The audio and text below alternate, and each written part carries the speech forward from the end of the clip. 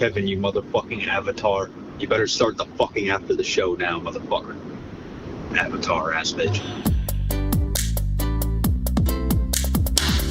Kevin's eyes look insane, but he's got new hair. Virginia is a witch, and she farts in her chair. Jason is a spaz who's got an old man's ass. Welcome to the After the Show podcast. Yeah, hello and welcome to the KVJ After the Show podcast. Happy Friday. Weekend is here. Very excited. My daughter Caitlin is dropped in. We're going to be going to lunch today. Very excited about that. Oh, will you make a daddy-daughter lunch video? Yes, we are. That's what we're doing. So we always try to find new places for the KVJ Eats that are good, help some people out and finding good spots. So love hearing that when people are like, oh, we tried that spot you did a video on. It was fantastic. I'm like, that's great. Because I love hearing about new places and finding new places. And that's why we did KVJ.Eats on Instagram so people could do the same thing. My favorite Kev eating videos are the ones where you can tell Kev's got a little tequila in him. And he's having a little fun. He gets a little sparkle in his eye. I do, yeah. He gets giddy. Yeah. He starts doing the happy dance. Yeah, that's it. That's it. I like those, Caitlin. When you're driving and he can just party up. Yeah. I'm driving today. You're driving, yes. Yeah. He's driving. I love it. Oh, Some cocktails. do a kickstand. Go for it today. Okay. I don't know if they'll have that. I should have done that. We went to a beer trade company last time in Delray Beach. Daddy was dancing by the beer cooler. Oh, All right, so- stop calling him Daddy. Just say Kevin. You're weirding everybody Yeah, out. you Nobody really, likes what it. the hell? Yeah. Sorry, it's what I do. And it's the way you say it too. Daddy, Yeah. Daddy. Like, what the- Well, I don't mean it like that. I know, but it just sounds weird, dog.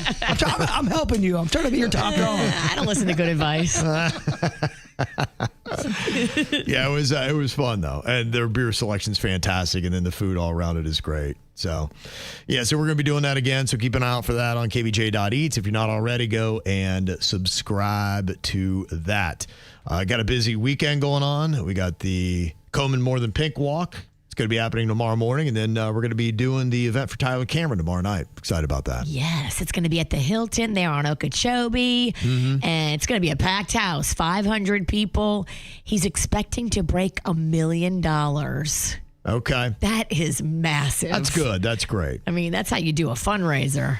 Yeah. He's pulling all the powerful influencers, Bachelor Nation, all the people that he has, met and worked with. They all support each other's little projects. Yeah, I see that. He's definitely got some friends. I mean, I'm always seeing his social media stuff, and all those people that are in that circuit of the hot young influencers. He's seems to be friends with all of them. And he brings in all these big names that are like brand deals. So he'll have Clarins, which is one of his big sponsors, put like all these $150 face serums on the table for everybody. Like, you get a serum, you get a serum, you get a serum. Okay. And then there's like always going to be some dude at the table that has no idea what it is. He's like, I don't want it. I'm like, give me yours. One year I walked out with like 8 serums in my pocket. I didn't know what it was either. I'm in my bathroom. I go, what the hell is serum?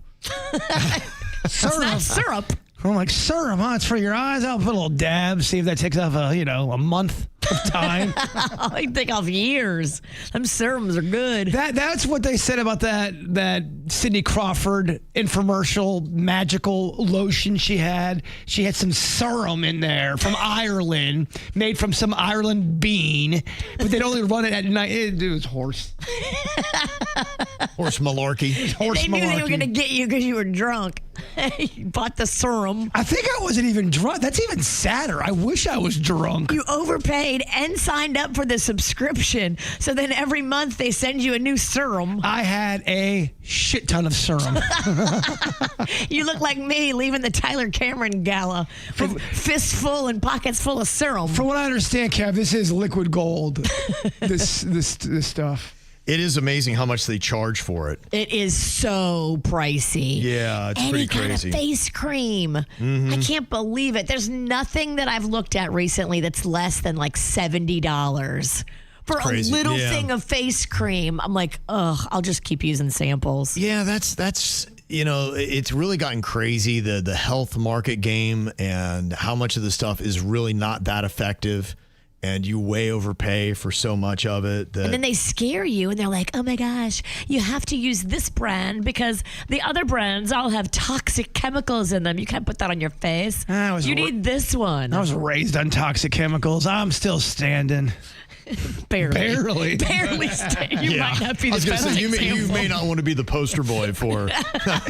I'm still limping. Yeah. Got an interesting question here from Jeremy. He said, Virginia, what has been your worst hangover that you can remember? Ooh, I can remember having a vicious hangover.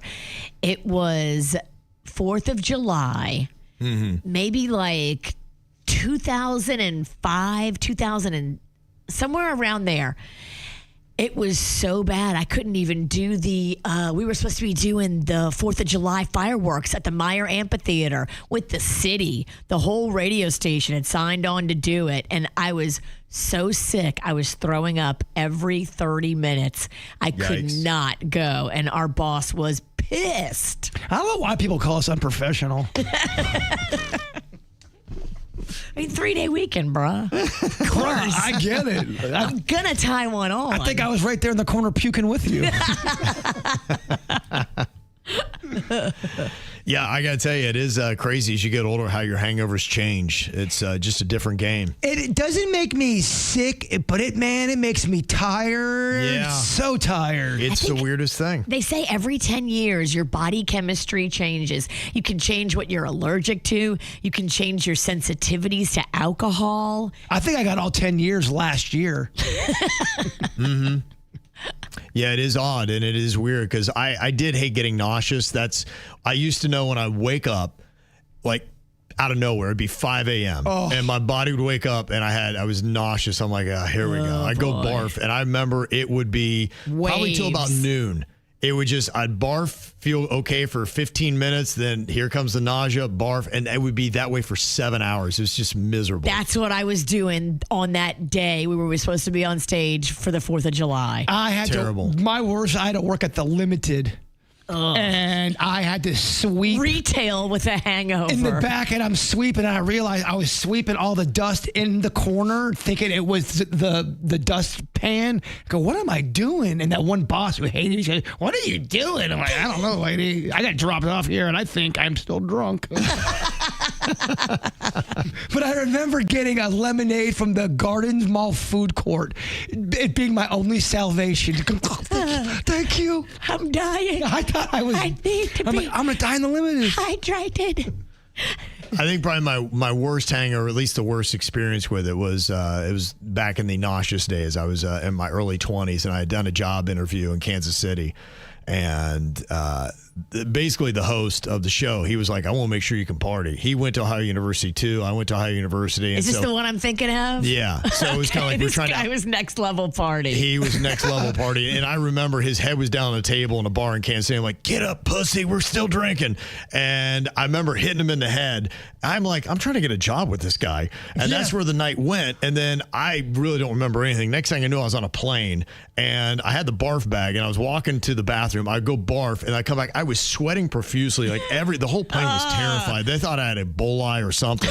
Like, I don't know what's going on with that guy, but he is not right. And just being that nauseous on a flight, I remember I had to go all the way back to California. It was rough. Oh, yeah, barfing on a plane with a hangover every 15 minutes. Hangovers are the worst place to have on a plane. Yeah, my dad said he was flying here from Texas, and the guy pretty close to him would not stop throwing up the entire trip. And he goes, yeah, I was kind of rattled.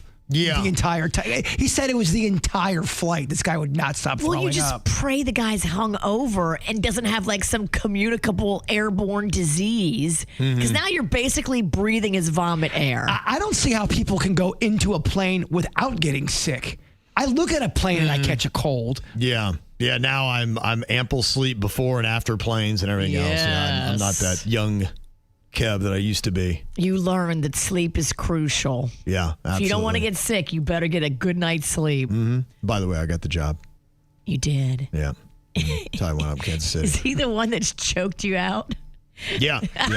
He then later choked me out. That story's wild. So Kevin worked under this guy, and this guy didn't like Kevin's performance that day. No, what had he happened? Choked him. No, what had happened was, he had standards, he had rules. He never put kids on the radio, and that was one of his big rules. And there was a mom that I had on, put her on hold, and in the process, she then put her kid on. Oh. And so when he took it live, it was the kid. And I'm like, he came out, kicked the door open. I'm like, I'm in trouble.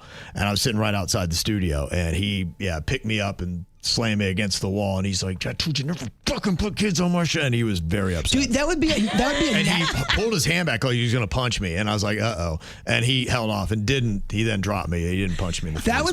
That'd be a national story now. You know that? If you went on Twitter or social media, go, my boss did this to me. My and boss lifted me by out, the neck. That would be covered on so many publications. Yeah. Radio, man.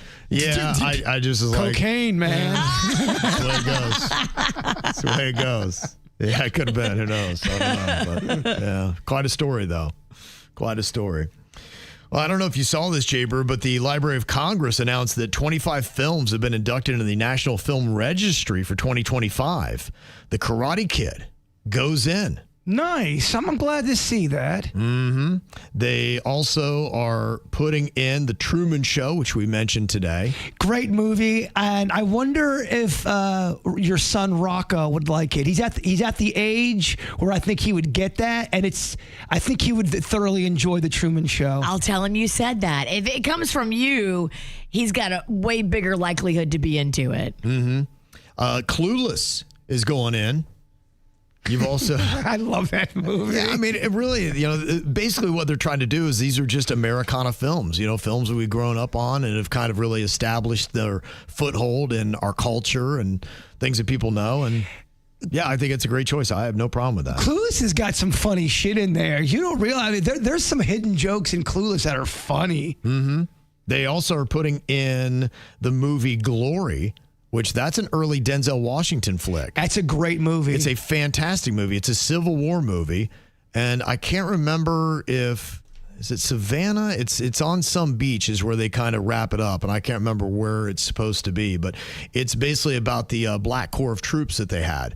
Denzel Washington is in it. And it really shows you the contributions, that they had made to the North and, kind of reuniting the whole country. And so I love the movie. And Denzel, you could just see early on, you're like, this dude's going to be good. He's got something special. Again, there's certain actors out there, actresses out there that even if the movie isn't good, when they're in the scene, it doesn't suck. Yeah. It doesn't look like they're acting. He's one of those actors. Even if he was in a shitty movie, his part would it brings the movie up. Yeah. Matthew Broderick was in it. And he was good as well. Oh, wow. That's a solid movie. They ran it a lot on HBO. Mm-hmm. The other ones that made it, Inception. Oh, I love Inception. I haven't seen it yet. Mm-hmm. It's really good. And then the movie Philadelphia. That's when Tom Hanks really started to become the credible actor that he is today. He really started. That's when he early on, you're like, oh, wow, this is the guy that always does, comedy movies. And all of a sudden he's doing this very serious Philadelphia, and you change how you thought about him. Denzel's in that too. Yeah, he is. You're right. That's just that Denzel, what he's done in his career, unreal. Got an email here from Karen. She said, Kev, you have got to watch Will Arnett on Hot Ones. Awesome. Now, I saw one clip that was making the rounds today, and he was on there talking about the time that he met Kevin Costner and the condition he was in at the time. Do you have a most painful memory of auditioning in LA during pilot season? I understand that in the late 90s, early 2000s, that you swore off pilots after being cast in a series of shows that failed to launch. I did have once, not for pilot season, I had one time I read for, Kevin Costner did that movie called, I think it was called The Postman. Mm-hmm. Anybody remember that movie? The night before I'd eaten something bad. And I ended up going to the hospital because I was so dehydrated from being ill. And at that point, that afternoon, going to meet him that was the furthest I'd been away from the bathroom in 14 hours. And I remember getting up there and meeting him and being a fan of his, and it was like a big and just sweating, cold sweat, green in the face, and just thinking this can go really bad right now. it's like, yeah, I was meeting Kevin Costner and I legitimately was worried about my pants.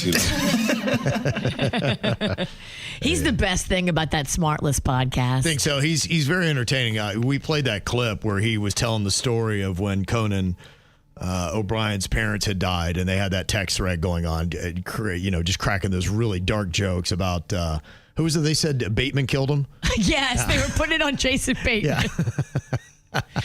That was a hysterical conversation. Yeah, they're all very funny. He's a great actor too. He's a great character actor. He is. He's got a lot of projects going on. He had done one where he's a stand-up comedian, I think, is kind of coming out now. And it looked like a guy that just, he was kind of down and out, and he just started telling jokes on stage. It looked like more of not necessarily a comedy, but kind of more of a dark comedy. Okay. About probably the comedian lifestyle behind the scenes and how tough it is, because, it's not an easy... It is a dark comedy. It is. Yeah. It's not an easy road. It seemed like a guy that was struggling in life and said, you know what, I'm going to just turn it around. I'm going to make humor out of it. And that's why, to me, I crack the most jokes in the darkest of times, because I just don't like it. To me, that's why I talked about it. I feel like my life's a sitcom, even if a lot of things are going bad, and when they do, to me, I try to find the comedy in it. Well, especially if you have a crew that understands you and they know your humor, and it's getting you through a bad time. Right. Yeah. Then I'm with you, man. Yeah. I crack the most jokes on the most sad, which is a weird thing. It's very odd. Hey, what's going on with this guy? A lot of people look at you like, oh, that guy's unhinged. He's teetering on. Losing it, man. He's been teetering. He's fine. Yeah. Virginia came up with a great idea today. You got off TikTok, of course, and you just the new revelation that kosher is the way to go. That's what this girl was saying on TikTok. Like, it's way better for you. Joshua said, "Do you know that shellfish is not kosher ever? Really? You're gonna have to wipe all that out." Okay, I can't do it then. Well, that was quick. I thought you were going to do it. I thought that was your new lifestyle. I can't give up shellfish. It's crawfish season. Wow, No, you just got to. I mean, you said you're going to do that. No, I just changed my mind. Wow. Well, That was in and out. quick. Look at that, huh? Maybe I'll just do it with like certain food. Why don't you just get the Hebrew national hot dogs? There Is you that go. good? There you go. That's, I think, about where you want to leave it. I think you should get off TikTok. What will you have to make fun of about me? There's a lot more. Joel, I'll find some shit. I think, Virginia, if I had to do the count, I think we're at about 3 bunk videos she sent me from TikTok this week. It was the snow. I think it's more than that. Yeah, it was the fake snow. The North was getting fake snow. Remember that? And when you burn it, it would turn black. And maybe you're not getting it like I'm getting it. I know, I get it. I'm getting it. Bullshit videos and lies. Yeah. We get blamed for People it. yell at me, they're like, why do you continue to let this shit on your show? Like, why does this keep making it on the show? They're like, Bird, you're endorsing. I'm like, I'm not endorsing shit. Well, think about it like this. You're doing a public service because I'm not the only one that thinks that these are real, and you're debunking. Well, so look at you. There are times when I have to ask myself, I go, is it worth derailing this show to make fun of this TikTok video Virginia's bringing up right now? I go, yeah, it is. It is worth it. I'm gonna fight. I'm gonna fight against TikTok right now. This is an interesting email from Doug. We were talking about the draft that had happened for Vietnam and just, other things. And he had said, I heard you guys discussing the old draft today. He said, I watched it on TV. Doug's a little bit older. And he said, I was just wondering if my number might come up. And it did. My birthday, which is how they ranked people, was number 331. And according to the guy at Selective Service, the Russians would be hitting the beach before they got that far down. He said, and being drafted in 1971 did mean you were going to Vietnam, which almost nobody wanted. Oh, man. There was a large community in Canada of draft dodgers, and some never returned, but many did after the war. My friend Bill's number was 10. When he got to the cafeteria at PBJC the next day, we all stood up and waved, saying goodbye. We were not very sympathetic in those days. He joined the Air Force and did pretty well. On another note, regarding the email criticizing you that you read yesterday, I agree with you 100%. Love your show. It's gotten me through a bunch of sad times. Been a fan since Money Man, and I have no intention of stopping listening to you guys. One day my wife asked me why I listen to you guys, because you just do stupid stuff. That is the sweetest thing I've heard all week. Your wife is right.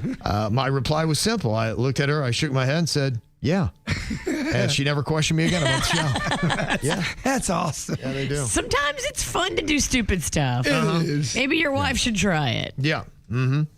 Now, we have a guy here in studio with us. His name is Art Vuolo. They call him radio's best friend because he has been around. He has dedicated his life, even though he's not really ever been in radio. He is a guy that I don't know anybody in radio that loves radio more than Art Vuolo loves radio. And now he's gone through and he's really documented a whole genre that, I don't know how much longer radio going to be around, y'all. I'm serious. I mean, I think KVJ will be around. I think we'll survive on other platforms. But, the concept of dialing it up in your car and the way it used to be, I just think radio it's run its course. You'll still have the entertainment and it'll be in streaming and all kinds of stuff. But since the 80s, he's been going around. He would videotape all these shows. And it really helped to harvest my love for the genre because I would watch Art's videos and I would see, I think I even told you one time, there was a DJ and he would rhyme every single break that he did. Yes. And so I was watching one of Art's videos. Are you talking about George?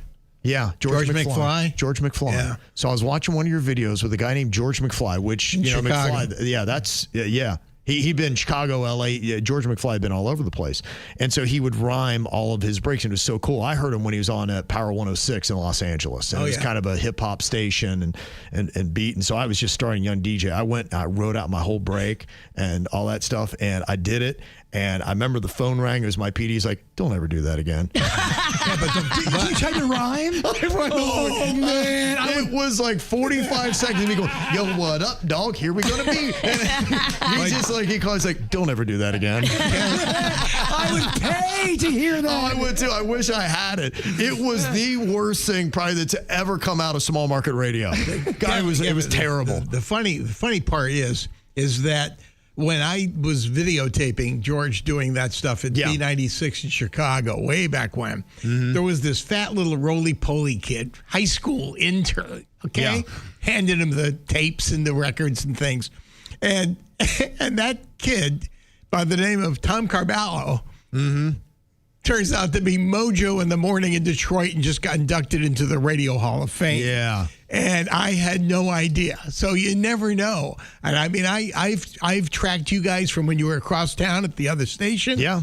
You left. You went to Miami for a year. I shot you there. Yeah. On video, not with a gun. You're right. I was going to say. Well, Miami, where the station was, you could get shot easily on that Yes, screen. you could. And I got you guys back here again. So, I've chronicled the whole movement, if you can call this a movement. We are a movement. Of your show. Yeah. And seriously, I think I told you earlier that I was talking to a guy named MJ. Used to do a show called MJ and BJ. BJ left. He went out to Denver or something and doing very well out there. But I said on MJ's show, I said, listen, let me tell you, you're in the top 5 shows. And he said, what are the others? I said, well, KVJ right across the state. Now you're talking about top 5 shows. Top period. 5 shows, I think, in the country. Okay. Wow. Okay. With KVJ, along with MJ, along with maybe Paul Castronova down in Miami. He's very good. He's a friend of ours. And Mojo in Detroit and Bob and Tom, who've been on the air in Indianapolis and nationwide for 43 years. Yeah. But there are not that many. I didn't include Jim Kerr. I should have, because I've known Jim Kerr in New York since he was 14 years old. Wow. That's how old he was. He's a legend. You remember Jim really Kerr? is. Yeah, absolutely. I just wish he'd play less music and Talk more. He has great stories. People don't listen to morning radio for music because you can get music anywhere. What you guys are doing. Well, you talk to our boss. First tell him how great we are, and then tell him to stop playing the music. Yes, I just met your boss this morning. Yes. These are Art's words. He's a great guy. He's from Michigan. If Art ran the world. You guys are. I'm not trying to kiss anybody's ass here. I'm just saying, that I really and truly believe that you guys. First of all, your show sounds like a radio station, the KVJ, AM and FM. I mean, for those who don't know, the stations start with a K when you get west of the Mississippi River. That's right. With a few exceptions here and there. But, you guys are great. Thank you. I really appreciate knowing you for so long, and I'm glad I was able to let everyone know, if you don't know, how lucky you are to be able to hear it. Oh, Yeah, that's very sweet. That's very Art, nice. it really does mean a lot because, Art was what the videos that you made, you don't realize how many people you brought into this field and fell in love with it. Honestly, without your videos, without watching George McFly and all the other videos that you made, I don't know if I would have stayed with it because it helped me to fall in love with the genre and want to do it. It was just something that I never thought you could make a career out of it. I remember he was wiry at one point, then he got jacked, right? I remember a lot of your videos. He was ripped. He would take his shirt off. Yeah, well, the guy that was on before him, Gary Spears, who living in Florida now, down in Coral. They all are. All the old radio guys are now down here doing down Florida. and he It's where was old radio goes to die. We don't far to move. We came here to live, but we'll die here too. He was on before him, and I said, Gary, I got to get George to take his shirt off because I saw a picture of him and he looked like one of those Charles Atlas ads, Oh, yeah. And I said, DJs just don't look like that. No. They're in radio for a reason. Okay. So, but I never met him before. I was uncomfortable meeting somebody for the first time and saying, would you get half naked for me? And I'm going to videotape it. Understandable. But I said, make fun of his body. As soon as you make fun of somebody like that, off came the shirt. Okay, that's the tactic, huh? Well, I've got video of you. Yeah. I knew it was going to come up. Yeah. What was the? I used to take my shirt off way back in the day. The girl's name was Heather. I think she didn't. Heather, yeah. Yeah, she went to go with Paul. Paul down in Miami, and she was doing something with her boobs or something. She had big boobs. Yeah, Nice. And then you were taking a shirt off. You were doing this on. Oh, okay. Pecs. Yeah, I remember we used to do a bit. Wasn't it how much you could fit in the cleavage? Oh, Yes. We should bring because that you back. carry in your cleavage. Yes. And Like it she was, put a laptop computer in there. Like Right. Hey, Michelle McCormick in Grand Rapids stuck a pencil, and you wanted to see if she could. Did she? Yeah. She's crazy. That's a fun bit. We should bring that back. yeah, do it on Monday. Yeah, it's been a while. great. Yeah, You guys are I great. appreciate that, Art. It means a lot, and it's always good to see you. And you've done so much for the industry and with your videos. And then Art would always at the morning show boot camp that we would always go to. Art would film all the sessions, so he's just always been around and been a big part of it. I got enough dirt to put you guys all in jail. You do. Get in line. Yeah, no, you're right. Yeah, we Just adds to the street cred. used to be the wild ones back there back in the day. Sometimes I think I need to do a little time. So you do this every day after the show? Yeah, we do. We started this when we came to WRMF, I believe, right? Yeah. Yeah. Oddly enough, it was Heather's idea. Yeah. Heather was the one because I remember she said I always love Heather and her sense of humor. She would always say something that was kind of sweet, but it was also kind of dicky. And she was like, you guys are so much funnier off the radio. I was like, thank you, I think.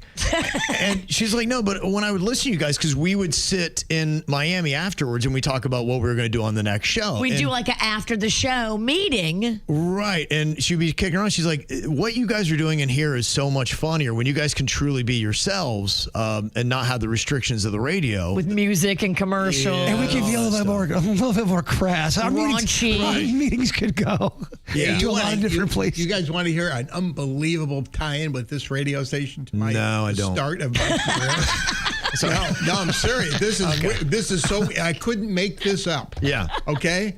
I started by working as an assistant, like Tommy did with George, Yeah. like an intern with Jim Shelton. He was the #1 radio personality in Indiana at a station called WIBC. Okay. Indianapolis. Yeah. You know who owned it? No. Richard M.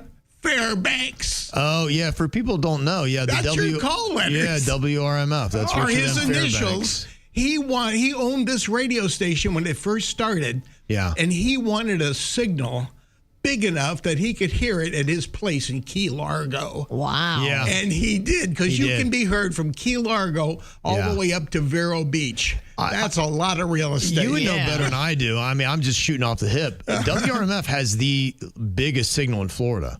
Would you say? No, we're not talking AM. No, you're But I'm talking FM. If I'm talking FM, because is there anybody? Because South Florida it's the 4th largest metro area in the country, and we cover all of it. But you know what? I could not believe this. In Port St. Lucie, I punched up my button from when I was over in Tampa. Yeah. In 104.7, I heard Q105. Oh, okay. Yeah, we have that. There's a station that bleeds over on us. I think it's one of the rock stations in Tampa. We need to invade them. We need to declare war. No, you have a huge signal. Your tower, I think, is almost 1,000 feet high. It is, yeah. It's massive. And that's the reason why, honestly, we wanted to be on WRMF. I mean, that really was the game plan. And it really kind of worked out brilliantly for us with what happened with the move to Miami because it's technically considered another market. So we had a 1-year non-compete. So we could not be on WRMF for 1 year after leaving Wild 95.5. Yeah. And so then we went to Miami. We ate up that non-compete. So we were off the air for 3 months, but it could have been a whole year, which to me, that would have been, suicide. Yeah, people were pissed that we were gone for 3 months. Did? I mean, I know a lot of people in radio. We all do. Okay. But how many people leave a market, go to another market, come back, and then knock off their old competitor is what you did. Yeah. I mean, first of all, it's really hard to come home again. I mean, you guys, I don't know of anybody that ever did that. We always tried to keep both markets, though. When the corporate bigwigs got involved, then all of a sudden, because we thought we'd be able to be in Miami and then simulcast back to Wild 95.5. That was the dream. And then... they own the same company, own both stations? No. But they were trying to negotiate a deal, and that was the original plan. And then the suits got involved. It all fell apart. And so we've always told the story, honestly, from that perspective. Like, we were never trying to leave West Palm. No. We were trying to add Miami to what we had built in West Palm. And that's why it was always the number one priority, and that's why it was tough. And we lived here. I never moved. Yeah. That's what I told people. I said, I think most of the people on this show never sold their house. No, Kevin's had the same house since 99. Yeah, still had the same house. It's a tremendous story. You got to listen, everybody in radio is writing a book. Why don't you guys? You should do a book about the history. That it could be like a what's the word I'm trying to think of like a memorandum. Well, documentary. When we get fired, a blueprint for other shows. To read about. I mean, I just read Shotgun Tom Kelly's book. He's a big L.A. and San Diego jock, and the title of his book is No. All I want to do is play the hits. He said that to the nun in Catholic grade school. Really? Hey, sister, all I want to do is play the hits. Yeah. And he did something very clever. He put QR codes throughout the book. So when he talks about something like getting a star on the Hollywood Walk of Fame, you can put your phone over it, click on the QR code, and you can watch the whole ceremony. That is kind of smart. That's very cool. It's so clever. I'll steal that So I think I think you're going to see more and more of that happening. Yeah. By the way, does Kevin Ralston know what QR stands for in a QR code? Oh, gosh. Wow. Quiet Riot. It's my favorite QR. Everybody talks about QR codes, and I had to know. I've never even thought, what does the QR stand for? It's a quadrant ratio, I'll guess. No. The Q is if you want it fast. Quick. Yeah. And you want a reaction. Oh, we're playing a game here. It's like charades. I love this. Response. Quick response. It's funny. That was a very slow response. You guess it. Right. What's Virginia the T? gets the prize. What's the T stand for in T-shirt? I think it's because it's in the shape of a T. Titty. Right. Titty. Now we're talking. Titty shirt. I like titty shirt better. I like this. I like where this is going. Yeah. This is really fun. I don't mean just because you put me on, but can I hear this somewhere? Huh? Yeah. I'll This send is it on to your you. website? It's on YouTube. See, he's the old radio guy, but I'll have to show you where you can go with the digital stuff. I'll make sure you have it, Art. Yeah, Okay. you can have it on your phone. You can show everybody and be like, Yeah. I was on one of the top 5 radio shows in the country, according to my ranking. According to my own numbers. Not in my own ranking, but Do you? When I did this with Elvis Duran in New York, he did he did 15 minutes, and I mean, what do they mean? Hard out? Is that the expression? Yes, hard out. yes. When it was 15 minutes was up, we were out. Yeah, Elvis is just, the best of the best. Is this like I hate to use the word free-for-all. Is it like a free-for-all? No. You do it till you get tired of talking about stuff? We try to do 30 minutes, and that's around. After that, so you have a thumbnail of 30. And, but we've had it where Jason and I've gotten hammered. We went 2 hours one time. Is that right? we went 2 hours. Kevin actually left the studio with me with a guest and went to go pee. And then I think we left somebody from a band. Was it 3 Doors Down or somebody on the phone? Oh, that's right. And We then did you have were somebody, pissing, yeah. and I'm talking to him and the other guests, and It was shit-faced. just terrible. I mean, if you would have heard Art, you'd have taken us out of the top 5. Oh, yeah. It was a bizarre podcast. If Virginia was out of town. I wasn't even here. I've only heard the legend of it. Yeah. Can I ask a really stupid question? Is this podcast audio only, or is there video too? No, it's video. Yeah, it is. Yeah, they're gonna see you. So They're going to see you in your Buc-ee's If sweatshirt. you want to flash them, they would get a view. For at least one brisket sandwich, right? It should. If I was not going to wear that, I would have worn mine. I have that same sweater. Do you really? Yeah, I do. And this is a 2X. It's like hanging on me, but yeah, that's fantastic. And they're going to build one now. Yeah. We know. Fort Pierce. What do you say? Indio Roads? It's right by Fort Pierce. India Road, Fort Pierce is where it's going. Yeah, it's going to be one of the largest ones. I don't think it's the largest. There was a debate on that, but I think it's going to be largest I heard. It's going to be in Texas. The largest Texas. Well, the largest in Florida is going to be the one outside Ocala. It's on I-75. See, there's nothing on I-75. That makes sense. For the Midwesterners that come down to populate the other side of the state. Right. And it's going to be so big, they are building a exit off I-75 that goes only to Buc-ee's. No way. I swear to God, you can read They about are unreal. Yeah, I had not done Buc-ee's until last year when we went up north because we really don't have them down here. I couldn't believe. And did you see where the first one in Ohio is? No. Exactly where I figured it would be. Where? Right where I-75 and I-70 cross, north of Dayton. Oh, okay. Because you get traffic on east-west and north-south, two big interstates. Yeah. And they have no place to eat. They have all this food they sell, but no place to eat because you know why? They want you to buy it, get back in your car, get the hell out of there, and make room for more people. Turn it over. Yeah, That's a brilliant beaver. It is. It's a good marketing. Yeah. I went to one of the places and I was dressed as a beaver and people thought I worked there until they got close. And I guess my beaver costume just did not look official. Had little stains on it. This bitch does not work here. I thought I was going to rob the place. Don't wear a red shirt into Target. Don't wear a blue shirt into Best Buy. Right. Yeah. You know. That's funny. Don't wear a beaver costume into Buc-ee's. That's funny. Or if you're going to do it, wear a better beaver one than because I looked bunk. Broke down beaver. Oh, you're the best. Art, I love you, man. Thank you. Do. Thank you for coming I love by. you, Jeff. And I'm a Michigan guy, and he's an Ohio State guy. Yeah, I don't love that. This goes to show you, in the words of that great American Rodney King, can't we all just get along? Yeah. Amen. No, you're right. We do need a little bit more of that these days. Amen. And Art, you said it best. You're going to wrap us all up. I appreciate you. Thank you. Appreciate everybody sticking around for all this good stuff. And please share Art's episode. We want to get him really cranking. The chat room loves them. Yeah, they do. In love You with got some Art. fans. We'll have to go so you can read all the positive comments about you, Art. They love you, buddy. Yay. All right, man. You guys have a great weekend. We'll see you back here on Monday. Goodbye.